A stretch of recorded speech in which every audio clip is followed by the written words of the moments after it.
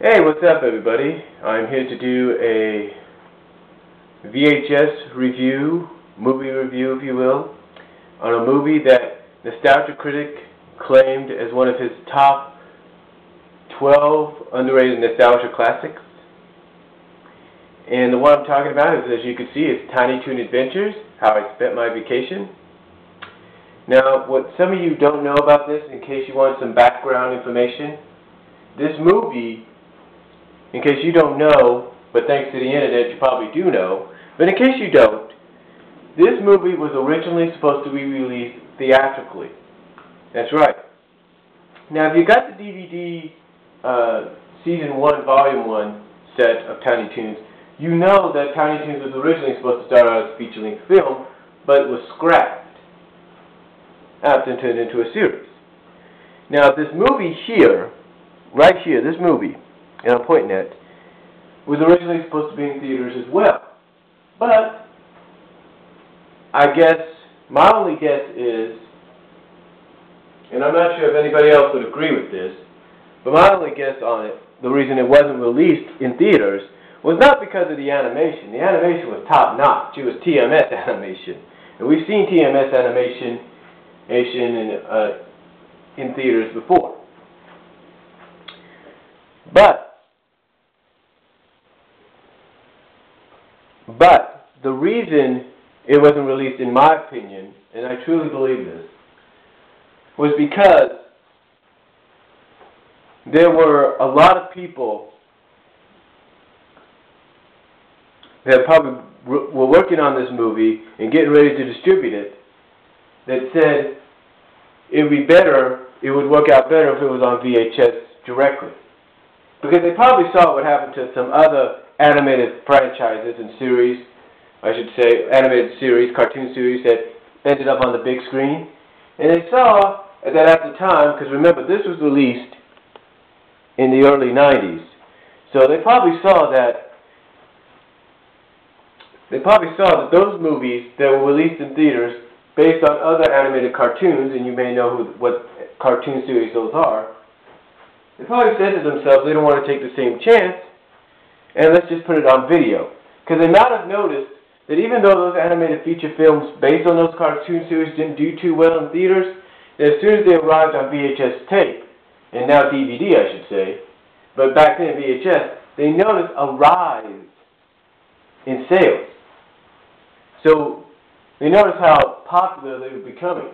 I mean, let's put it this way, if VHS was a box office, if box offices worked with VHS tapes and DVD sales, the movies that are based on animated cartoons that fail would skyrocket it to #1 in the box office. And that's the same thing with Tiny Toons. That's how they felt about Tiny Toons.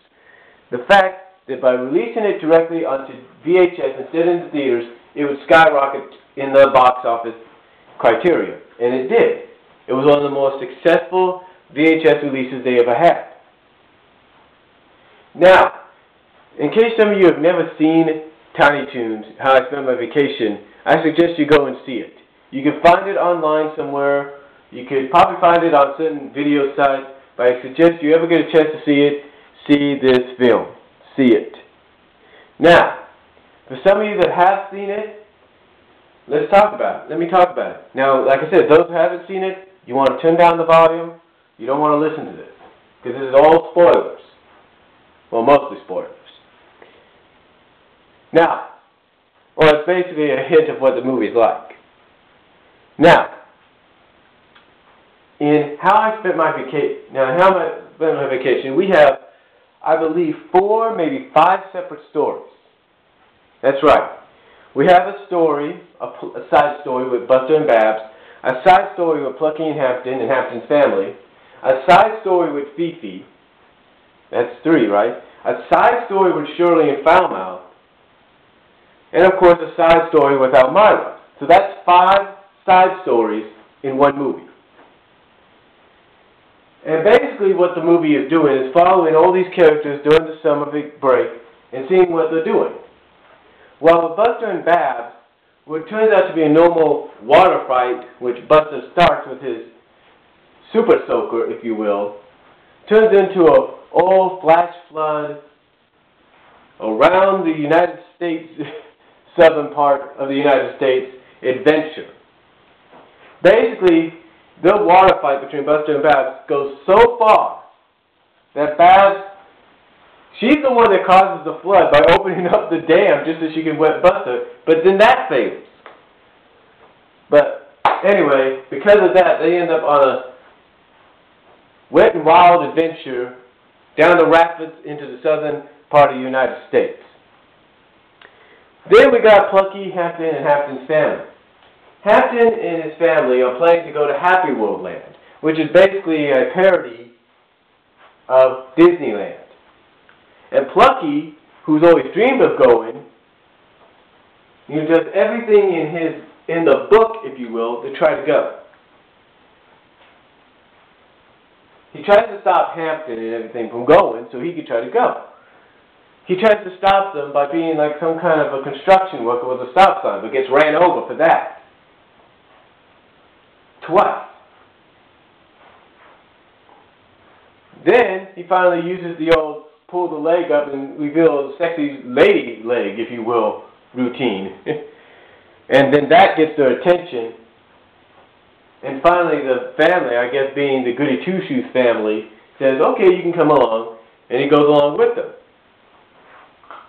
But what turns out, instead of being the trip of a lifetime to going to the place of a lifetime, turns out to be as I think Nostalgia Critic put it best in his top 12 Nostalgia Classics review of it, as the road trip from hell.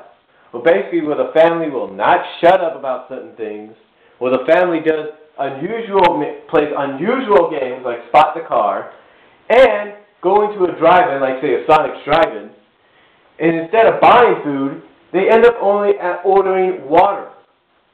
That's it, because they bring their own food.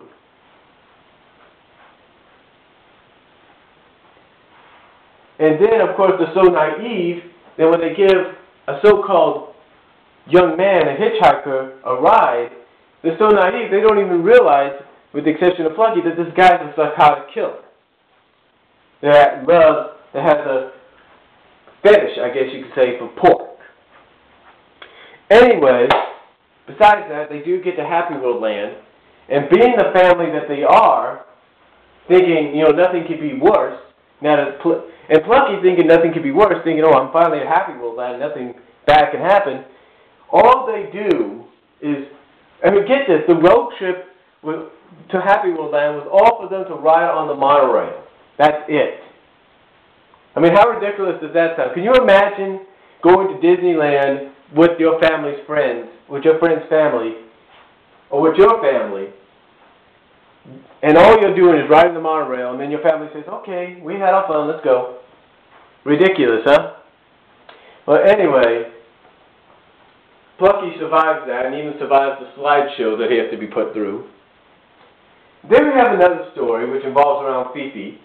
Fifi basically wants to look for Johnny Pugh. She wants to find him so she can express her love for him, her feelings for him. And when she finally does encounter him, she does just about anything for him until they enter the movie theaters. And Johnny Pugh takes the picture, the only photograph she has of him, brings out a pen that ironically he didn't have earlier, signs it, and gives it to another female skunk that people have called Bimbarette. And this pisses Fifi off to the point that she finally realizes this guy's not really a dream, this guy's a jerk. He's an ass, and she basically kicks his ass out of the theater. And then, of course, you got Shirley and Falmouth.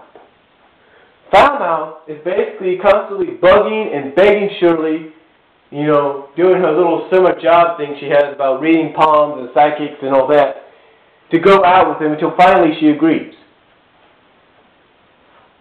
And what do? They go to the same movie Fifi and Johnny Pugh go to, although they don't acknowledge that the other's there. And what happens is what happens is Falmouth interrupts the movie so much, basically spoiling it, because he's seen it so many times, to the point that the audience basically picks him up, throws him into the screen, and he ends up in the movie itself. And then finally, the cat gets sick and tired. Then the cat's also sick and tired of what he's doing. Finally throws him out of the theater. Overall, the movie is a good. The movie is a good film. Oh, and as far as Elmira goes, she's just terrorizing the Acme Zoo, looking for another kitty. And the kitty she gets at the end of the film is Johnny Pugh. How ironic is that? But overall, this is a good family film. I suggest, again, if you have not seen it, find a way to see it, watch it. And really, that's all I have to say.